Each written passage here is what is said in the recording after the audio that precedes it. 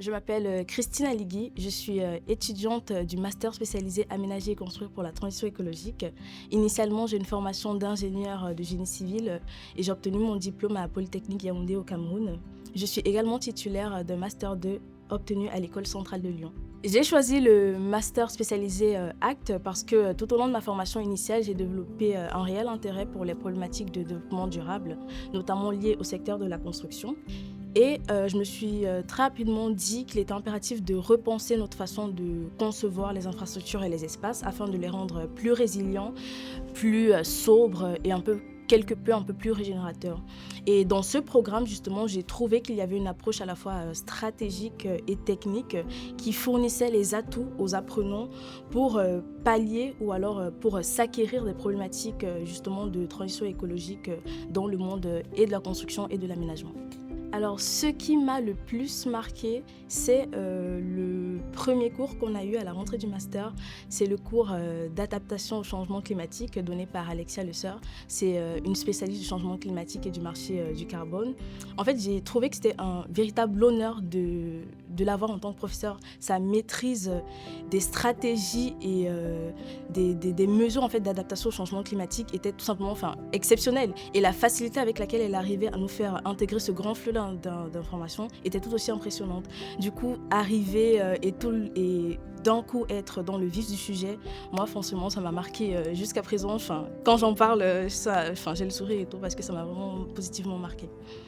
Les atouts du master spécialisé ACT sont dans un premier temps la diversité du corps enseignant, je trouve, parce qu'on y retrouve autant des professionnels du secteur et de la construction et de l'urbanisme, tout comme des enseignants-chercheurs ou alors d'experts de beaucoup d'autres domaines.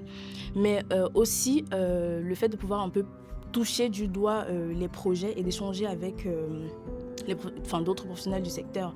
Notamment, un peu plus tôt dans l'année, on a eu l'occasion de rencontrer la Société des grands projets qui est porteuse du projet du Grand Paris Express. Et un peu plus tôt, on a eu l'occasion de visiter l'écoquartier de Châtenay-Malabry.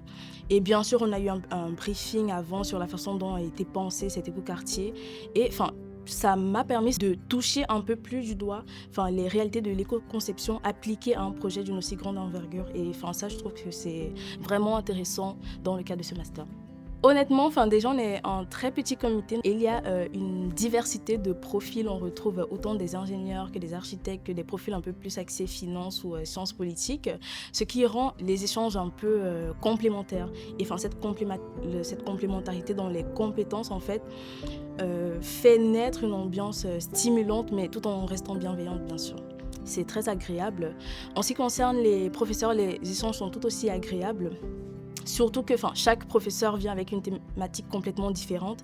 Donc le fait de se plonger à chaque fois dans un nouveau monde, c'est très stimulant, c'est vraiment très appréciable. Le programme permet à ses étudiants de bénéficier du cadre d'excellence d'une des meilleures écoles d'ingénieurs de France.